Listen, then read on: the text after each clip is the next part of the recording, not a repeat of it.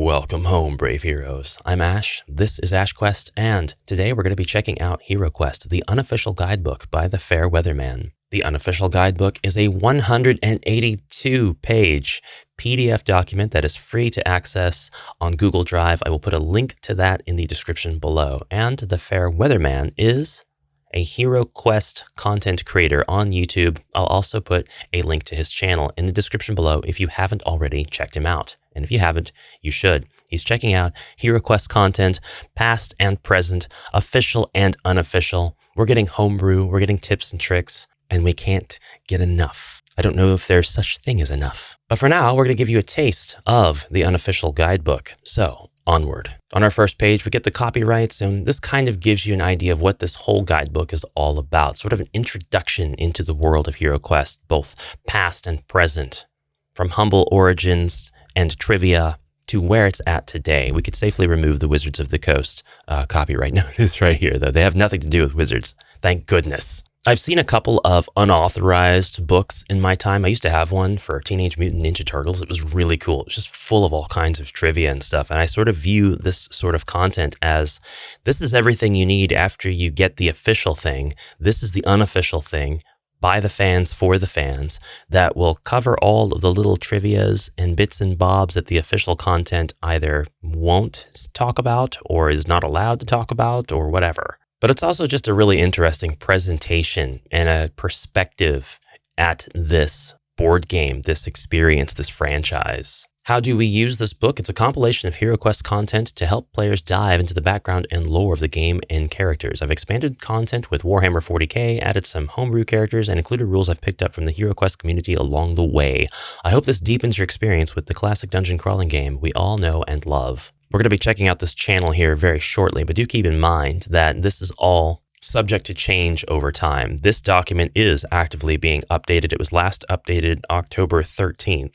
It's grown quite a bit already from the first time I looked at it, which is when I mentioned it in the Discord for those of you that frequent my Discord channel. And doubtless the YouTube content will only get better over time as well. We have the history of HeroQuest, some quotes from Stephen Baker, and the journey of the HeroQuest trademark as it changed hands from Moon Design Publications back to Hasbro Gaming. This is my mentor. Now, this isn't going to be compiling all of the quests, like not going to be taking the maps and the texts and all that. That would be very illegitimate. That would be bad. But this is actually going to be introducing you to them. It's going to talk about them. We've got the quests here separated from campaign quests to all of the expansions to solo quests that used to be in the pages of White Dwarf. Biographies of the heroes. Where to read this one? The Barbarian, the greatest warrior.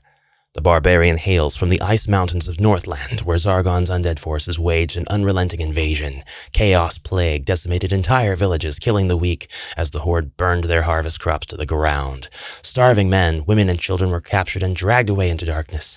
He watched in horrific disbelief as fallen brethren raised again as monstrosities for the undead army. That's when Zol, the Barbarian, heard Mentor's call on the wind. If there's a way to stop the onslaught of the undead horde at the source, then he would cross mountains and oceans to find it. The margin art of the female barbarian, I live for this stuff. It's the simplistic illustrations. There's a word for those. I can't recall what they are. Somebody was just talking about it the other day in a lone wolf, I think, community, or maybe a fighting fantasy community. And you can tell this is a very much a US-made document because the references are purely Zargon. There's no mention of Morcar anywhere. Sorry those of you across the pond. I have hopes that Morcar will make some kind of cameo appearance. In name, perhaps only, in implication only, in an upcoming version of a expansion, hopefully. Here's an example of a homebrew character. This is Mentor himself. You can cast 12 spells from the wizard or elemental spell groups. When using a scroll, roll a combat die on a white shield. That scroll is not destroyed. And we have Mentor's stats right here. 3 body points. This is why Mentor doesn't, this is why he sends others to do his bidding. He's so squishy. He's a very squishy man. The Champion Elf. Building upon the White Dwarf Halls of Duragdal quest, which is a fantastic quest, the Champion Elf is a homebrew hero by Mondo Laboratory that works well as a barbarian replacement. We get into the various new age heroes such as the Rogue and the Bard. And then there's Sir Ragnar. We kind of hop back and forth in between official and unofficial. There's my darling Warlock. My darling Warlock with my best Dublin, Ireland accent whenever I play her on the board because she's a little Irish gal. The Knight, the Druid, the Explorer, the Berserker. So we have our newest heroes entering the fray. The Space Marine. The Space Marine.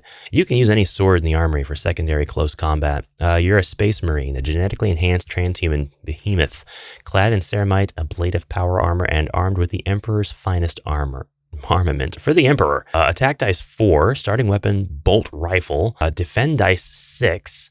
I need to play as the friggin' Space Marine. I think I'm gonna do that. Please like the video if you want to see me solo HeroQuest as a Space Marine. Or no context. I'm just gonna take a Space Marine mini from Space Crusade.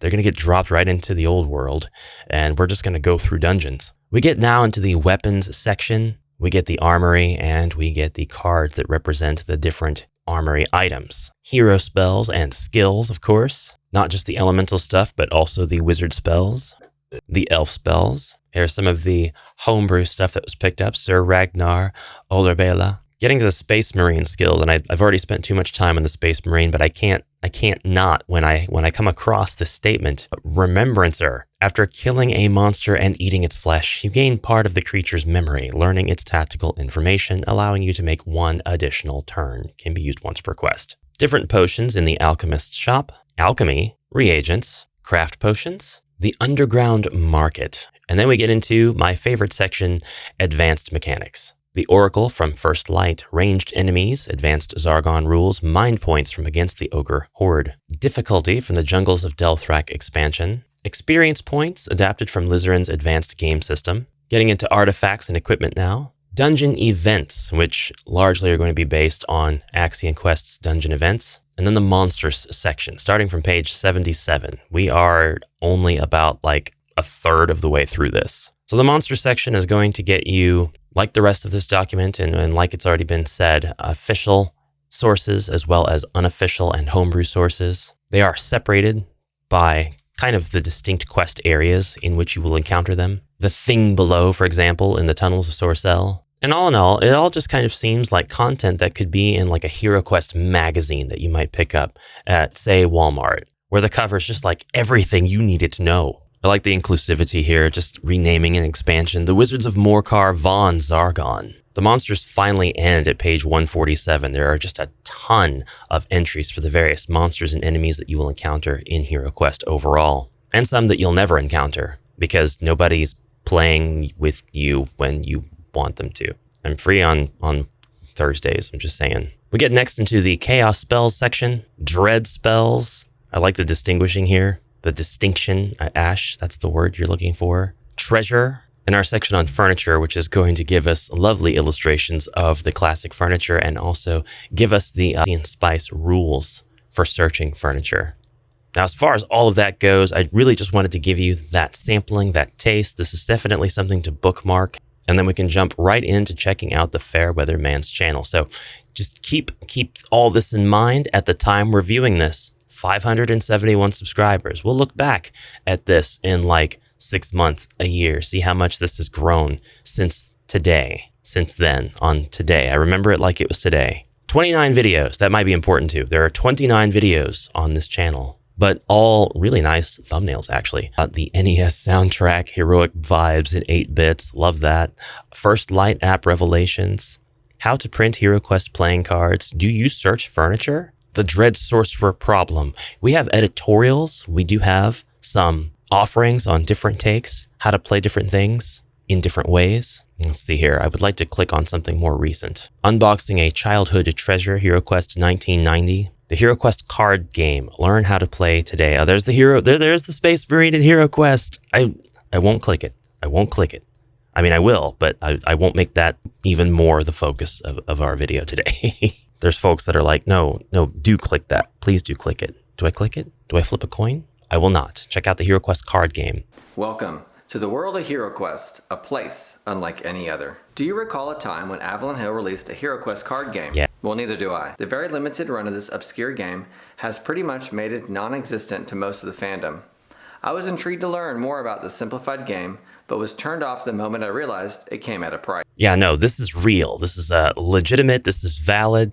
This stupid card game has gone for untold amounts of money. I'm guilty of bidding on it in an auction for more money than I ever would like to spend, but I still don't have it.